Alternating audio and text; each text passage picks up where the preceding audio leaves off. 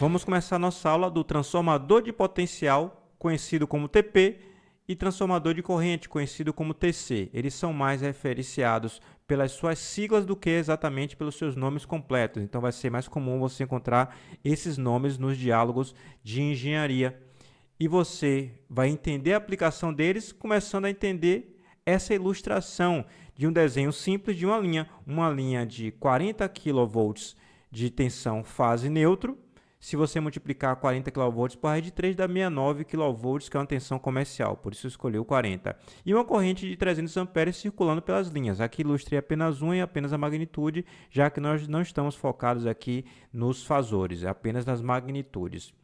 A primeira coisa que tem que fazer é o seguinte, é imaginar como você poderia saber desses valores. Como é que você saberia que tem aqui 40 kV e aqui 300 amperes? Usando medidores.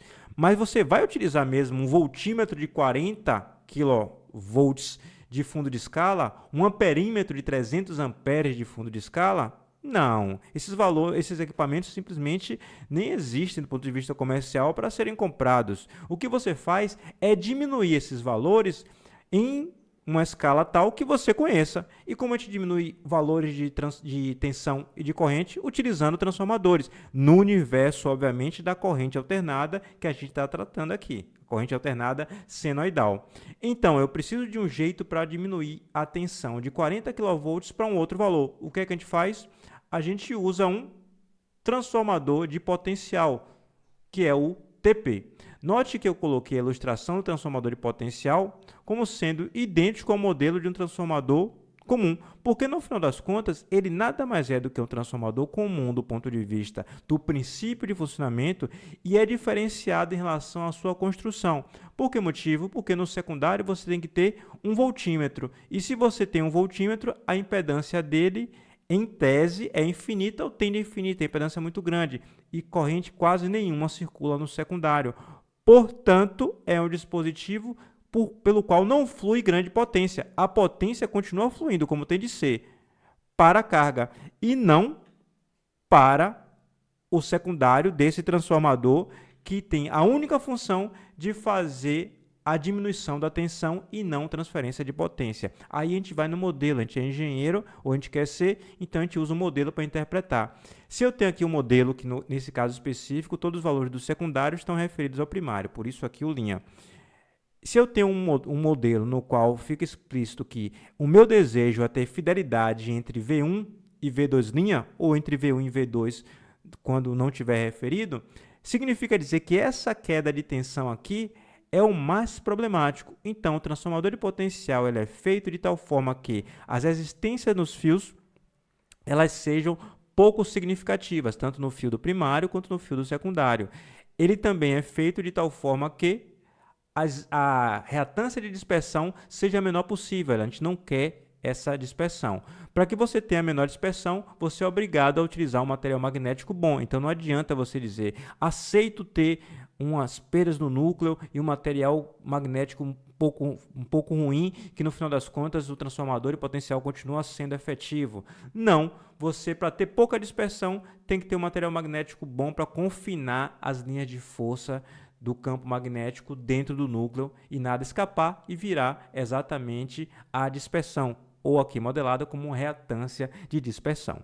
Bem, então, a gente agora a gente entendeu mais ou menos como funciona a medição de tensão, a gente vai para a medição de corrente. Eu preciso medir 300 amperes, não vamos comprar um amperímetro de 300 amperes, quando a gente pode ter um valor menor para medir, desde que a gente saiba a escala no qual o valor foi diminuído.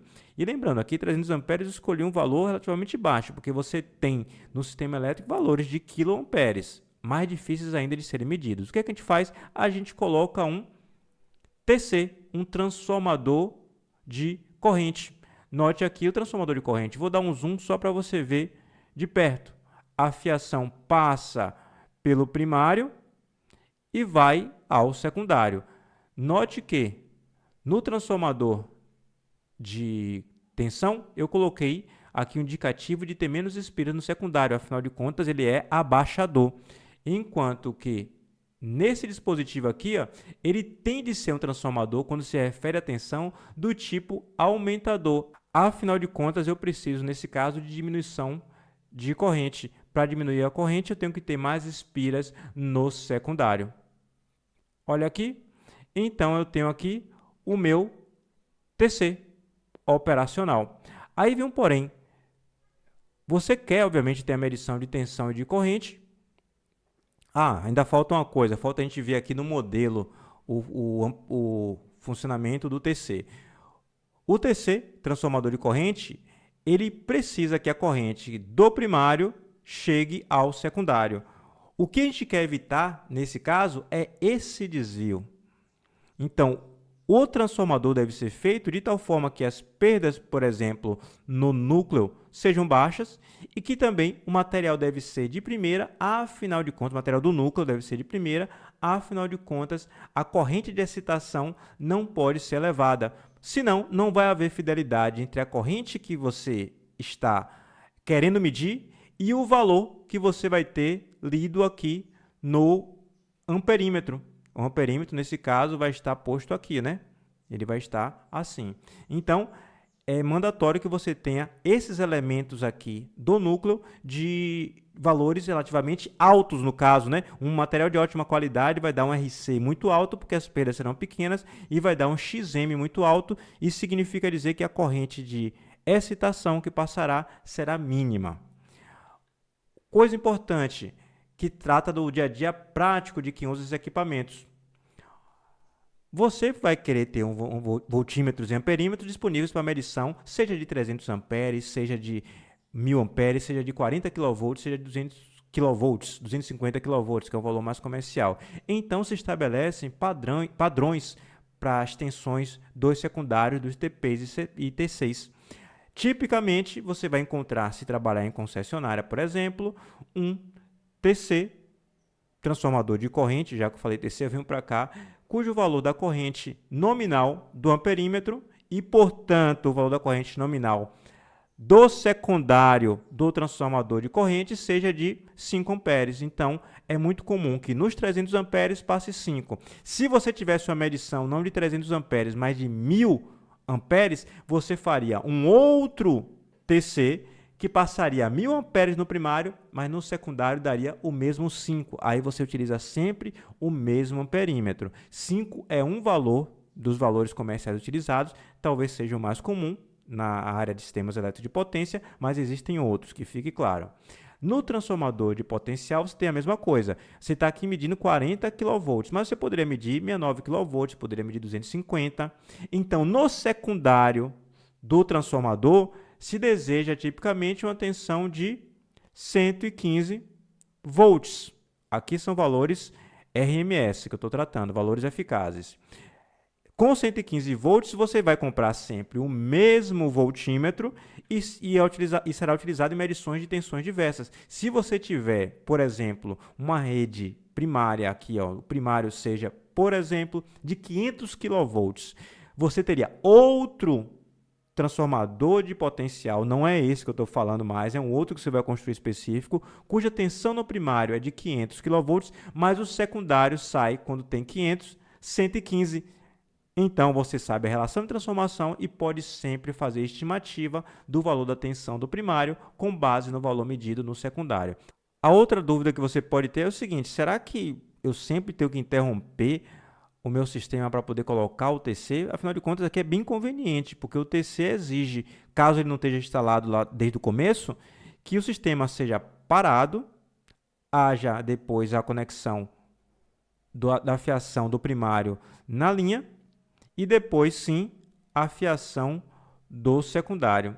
Algo bem complicado, não é isso? Sim, bem complicado. Mas existem soluções.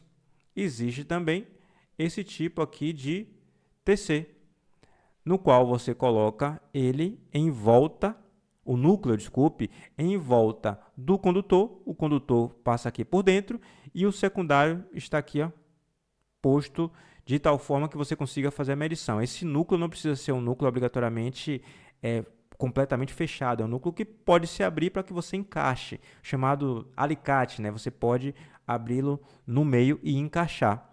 Então, você tem um TC que permite a medição, inclusive medição somente temporária. Você põe ele dessa forma e depois você abre o núcleo e retira o transformador de corrente e segue com ele para fazer uso em outro lugar.